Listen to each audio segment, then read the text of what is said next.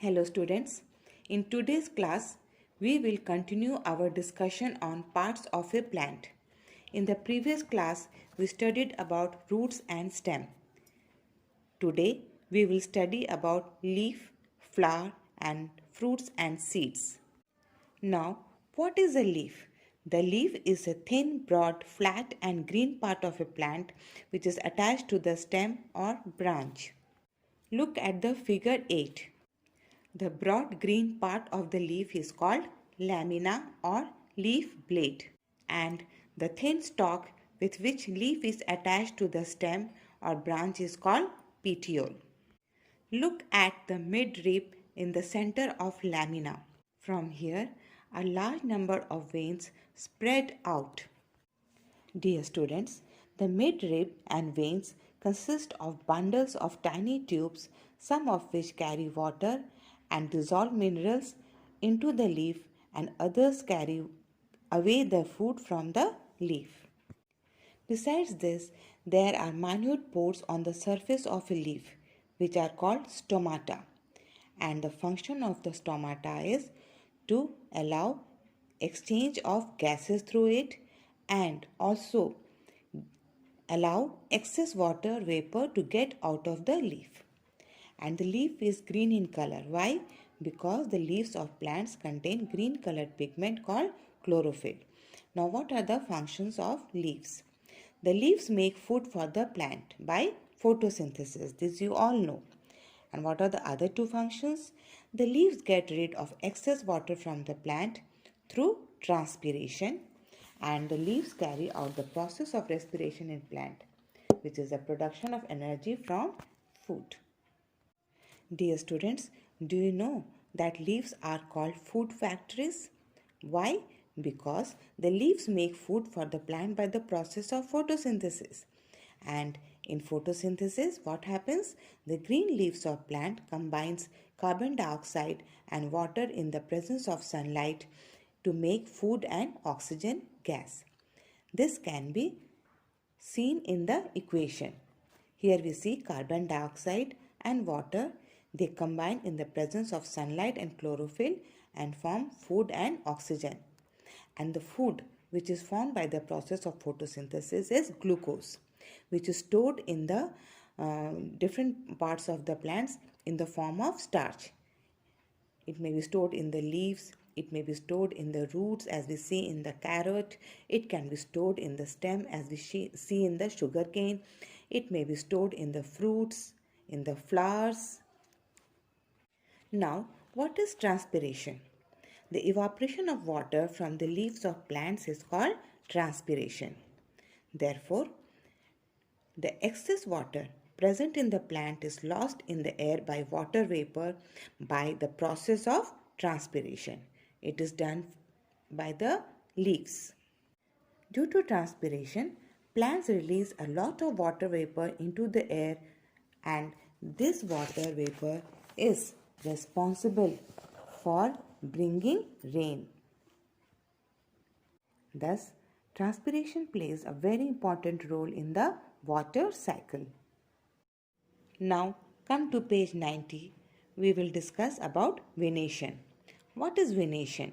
The arrangement of veins in the lamina or leaf blade is known as the venation of the leaf. There are two main types of venation or vein arrangements in the leaves. These are reticulate venation and parallel venation. Now look at the figure 13. It shows reticulate venation of a leaf. Reticulate means resembling a net or network. Now how do we observe the veins here? We see that the net-like design of the veins, isn't it? The veins have spread out from the midrib to all the parts of the leaf haphazardly, giving the appearance of a net. Have you noticed, children? Yes. Some examples of plants having reticulate venation in their leaves are pea plant and mango tree. Now, how is the arrangement of veins in the parallel venation? In parallel venation, the veins in a leaf run parallel to one another on both the sides of the mid-rib, as we see in the figure 14. Some examples of plants having parallel venation in their leaves are wheat and bamboo. In fact, all grassy type plants have parallel venation. Dear student, do you know what is the relationship between venation and types of roots? This relationship is as follows. The plants having leaves with reticulate venation have tap roots, and the plants having leaves with parallel venation have fibrous roots. This means that just by looking at the leaves of a plant, we can tell the type of roots this plant has, even without pulling out it from the ground, isn't it? This is because if the plant leaves have reticulate venation, then it will have tap roots. On the other hand, if the plant leaves have parallel venation, then it will have fibrous roots. Now come to page 92. Here we will discuss about flowers. Flowers are perhaps the most beautiful part of a plant, isn't it? The flower is that part of a plant which contains the reproductive organs. Now before we discuss about plants, let us know the different parts of a flower. Look at the figure 16. Here we find sepals, which are green leaf-like parts in the outermost circle of a flower, and the sepals protect the flower when it is in the form of a bud in the initial stage. Sepals may either be separate from one another, as we see in the case of rose flower, or joined together, as we see in the case of hibiscus flower. Now what's the next part? The next part is the petal. Inside the sepals are the petals of flower, and petals are the most attractive part of a flower. Petals of flowers can be of different colors, shapes and size. Petals may either be separate from one another, as we see in case of rose flower, or joined together to form a tubular flower, as we see in pumpkin flower. In many flowers, the number of petals is equal to the number of sepals, as we see in the hibiscus flower. Whereas, in most of the flowers, we find that the number of petals and sepals in a flower is not always equal, as we see in the rose flower. Now again look at the figure 16. What is the next part? The next part is the stamen. It is also called the male part of the flower. Now look at the figure 17. Here we see the male part of a flower, that is stamen, in detail. It has two main parts, the stalk-like structure called filament and the swollen structure on the tip of the filament called anther. Inside the anther, we find yellow powder-like substance called pollen or pollen grains. The pollen grains contain male sex cells of a plant. Now again look at the figure 16. What do we see in the center of a flower? We see a flask-shaped organ. This flask-shaped organ of a flower is called pistil. Look at the figure 18. Here we see the detailed structure of a female part of a flower, that is pistil. The pistil has three main parts, stigma, style and ovary. The top part of the pistil is called stigma and it is very sticky so that pollens can stick to it. And the middle part is called style. And through here the tube connects stigma to ovary. The swollen part at the bottom of the pistil is called ovary and the ovary contains tiny egg-like structures called ovules. The ovules contain female sex cells of a plant. Pistil is also known as carpel.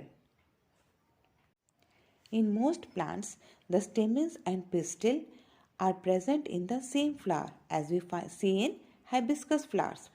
Whereas in some plants, however, stamen and pistils are present in separate flowers as we see in papaya flowers.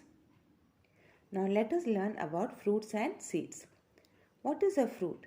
A fruit is that part of a plant which contains the seeds. Look at the figure 19. In the figure 19a, we see an apple. It is a fruit and it has seeds in it. And figure B, we see the pea pod. Pea pod is a fruit and it has seeds in it. Okay, now let us learn how fruits and seeds are formed from flowers. The fruits and seeds are formed from flowers by the process of pollination and fertilization. Now, what is fertilization? What is pollination? The transfer of pollen grains from anther of a stamen to the stigma of a pistil is called pollination. And this pollination is done by insects, wind and water. Actually, the pollen grains are carried from the anther of a stamen to the stigma of a petal by insects like bees, by blowing wind and by falling water. So, when the pollen grains fall on stigma, then what happens next? They move down through the tube called style and reach the ovary.